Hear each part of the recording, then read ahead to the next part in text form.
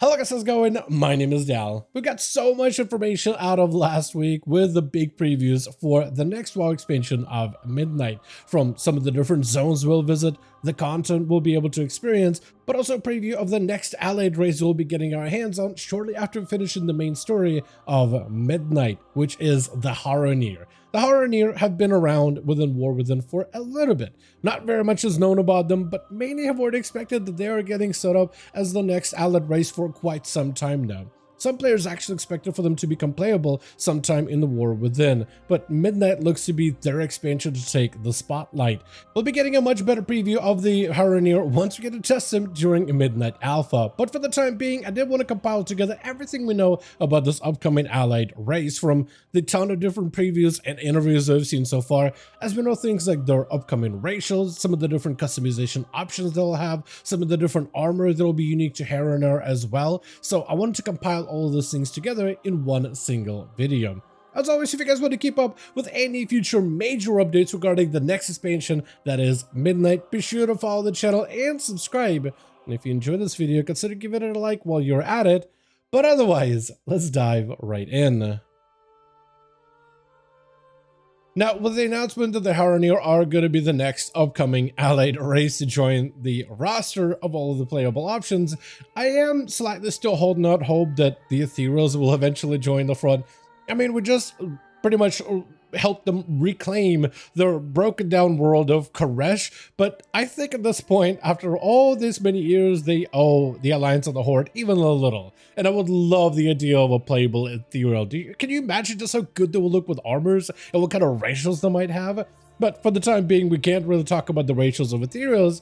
Instead, we could talk about the racials of the enigmatic Haranir, which generally have been kind of like way out of the way, very secretive, very little has been known about them until now, as we actually get a pretty decent bit of reveal in terms of what some of the racial abilities are going to be. And I think that's going to be the most consequential gameplay element of playing as a Haranir, is how those racials will impact how your class plays. I mean, racials never really have a huge impact, but they can have enough of an impact where the choice can actually be kind of compelling. And for now, we know that racial's active ability is going to be an enveloping root, which you can think of kind of like as like a mage placing down a blizzard. You'll be placing it in the ground area, and any allies within this rooted area will end up getting healed, while enemies will take damage. So it sounds like it'll be an ability that will be placed on the floor. So mobility may be a bit of an issue. In raid fights or dungeon situations, I think it's going to be fine as a racial ability to just place on the ground, because you can kind of control where the boss is going to move, and you can move them into the AoE location. Plus, if it deals good enough damage, then it may actually be as a decent DPS or an HPS option. So it'll likely be pretty solid in PvE content, but it makes it a little bit weird in PvP, because a lot of those movement abilities, unless you have a way to lock an enemy down, they'll just move out of it completely. The only other way that they can make that root ability work is if it's of the global cooldown. Like if you can cast another ability as you're placing down the root. So like rogues and warriors, for example, can stun an enemy while placing a root under them, so that racial can actually do a decent bit of damage as you're locking down the target.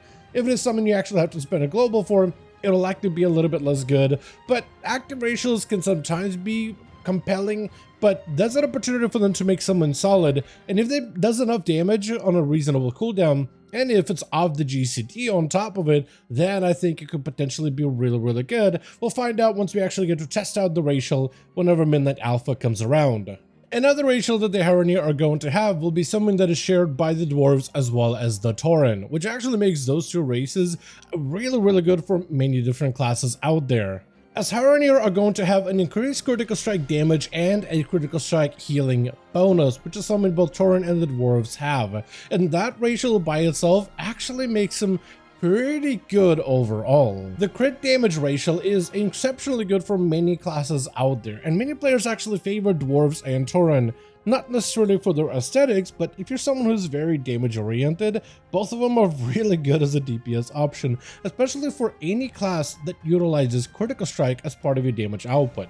For many, if you crit often enough, critical strike damage increases is the most direct way to just increase your overall damage performance. And some classes are going to be a little bit more crit reliant than others. Like think of a fire mage during combustion where you have a 100% chance to crit, you could just do 2% more damage while you're critting. That 2% is not massive, but over a long period of time, compared to other ratios out there in particular, it is the most direct way to increase your damage. Or even take a class like a Warlock with Chaos Bolts that have a guaranteed critical strike chance, you could just have that crit hit even harder than usual. So with so many classes that are crit reliant, this ends up being a very strong racial on paper. And with Haranir getting one of those strong racials as an option, gives players more opportunities to play something else that has a crit damage scaling. Then Haranir are also going to have a flavor racial, which is a resistance to aberrations, where they're going to deal more damage to creatures that are marked as aberrations, but also take less damage from them. And it's just one of those like little flavor racials that aren't crazy or anything. Similar to Blood Elves, how they have like a slight arcane damage resistance. It's one of those type of racials. A little bit of flavor. I doubt they're gonna have it super high up, probably like 1 or 2% at most. Nothing super crazy or super insane for like seasonal content, but just a nice flavorful option. Though another racial that we'll have access to is a traveling racial, which I think are super underrated. But they'll be able to travel using the deep roots of world trees that are going to connect multiple different places together. If anything, I think the racial is very similar to the Dark Iron Dwarves Mole Machine racial, which kind of works like a mage portal. You essentially are able to summon up a mole machine and then travel to any area that you've already discovered a mole machine for. This does mean you have to go out into different zones, different areas to go to the mole machine. And like, let's say you want to go to Northwind, there's a couple of different places where you could find a mole machine, but that's part of the fun, is exploring the open world, finding these mole machines, and then getting yourself a new contact point that you can travel to anytime you want to. So I don't really know if the Haranir racial is going to be something like a mole machine that you'll need to summon some roots and then you can use it to travel anywhere you want to, as long as you found that root location, or if it's going to be like you need to find the entry point, and as long as you have an entry point, you got to fly there, travel there, and then you can use it to teleport anywhere you want to. That could also be really cool. But I think those racials are honestly really underrated, because not everybody can play a mage, not everybody necessarily wants to play a mage for the season, but like playing a Dark Iron Death Knight, you essentially have a mage teleport. As long as you've done a little bit of exploration, you can travel anywhere you want to at any time, which is super nice and a huge convenience, especially when it comes to open world content. It isn't a racial that I would use for like, seasonal content, but like during the Collector's Bounty, where we had a chance to go back to older raids and older dungeons to farm out all of those different mogs and mounts, these travel racials are incredibly good in that specific situation. So if you're someone who does content outside of just the end game, that's where I feel like the value is going to be in those racials specifically. Besides this, we also know that Haranir are going to have access to a number of classes. Out of those is going to be things like warriors, hunters, mages, rogues, priests, as well as shamans. And those are all pretty normal classes, but apparently they will also have access to warlocks as well. And I'm very surprised because Haranir really seem like very nature inclined. It's really odd that they will have access to warlocks and summoning the fell and controlling demons, unless they'll do some kind of like a unique take on it, like a different type of demon where it's technically a fiend but not quite the same as like a normal demon. Like maybe they'll have like their own version of demons or something along those lines. And they will also have access to druids. And whenever you have a race get druids, usually you also have a variety of different race-specific druidic options. Like the Night Elf cat form, for example, is going to be very different than, let's say, a Kotiran cat form. And all the other cat forms for Zandalari, the Tauren, all of them have different bear forms, cat forms, boomkin forms, all of those. And that's the most exciting part about the Haranir racials. And from what we know so far, Haranir are going to have a flying bat as their flight form, a cat dog with quills hybrid looking thing from the previews, as well as a pangolin as a tank. And while we haven't seen Haranir as a pangolin so far, they did introduce us what a pangolin model looks like during one of the previews for the Prey open world system, but we can see that they will at least have something unique, something new when it comes to druid forms, very similar to what we saw with Zandalari, where their forms are not like your basic feral cat or a bear of sorts. Instead, they're all essentially were dinosaurs. So anytime you transform as a Zandalari druid, you got some version of like a dino cat thing, dino turtle bear thing. So it is really cool to at least take it in some really unique options when it comes to Haranir druids, and I'm excited for that completely.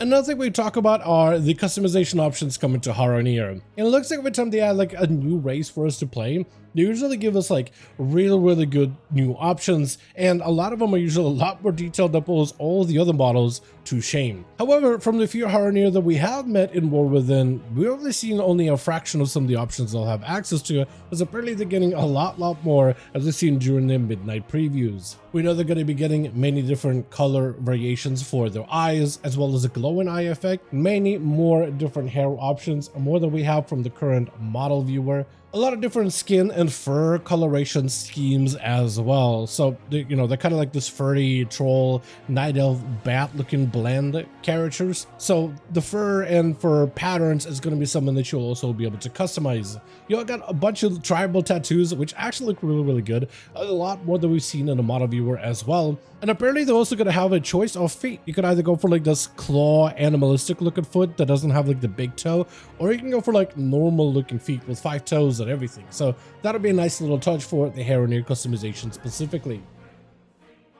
Another thing we know about Haranir is we are going to be getting some sort of new armor sets, as well as potentially unique racial mounts in the future. However, what those things are for the time being, we don't really know, at least at the moment.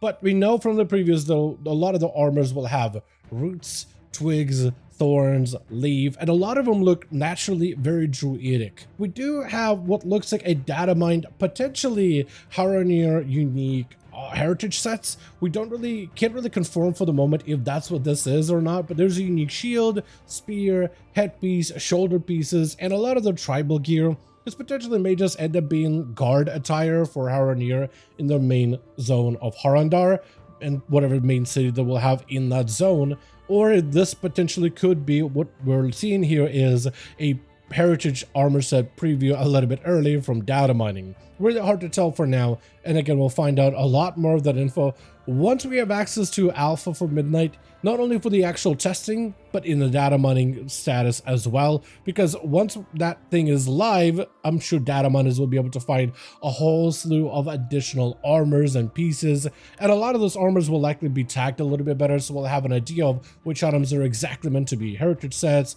guard attire, wearable armor, and things like that. And we'll get a lot more information once midnight arrives, but for the time being, this is literally everything we have on the Haranir for the moment. But with that, as always, I do want to thank all of you guys so much for watching, and I hope you guys did enjoy this midnight video. If you did enjoy it or found it informative, go ahead and give this video a like, as I would very much appreciate it. Helps videos reach a wider audience. Let me know all your thoughts in the comments down below, and as always, I'll see all of you guys in the next one.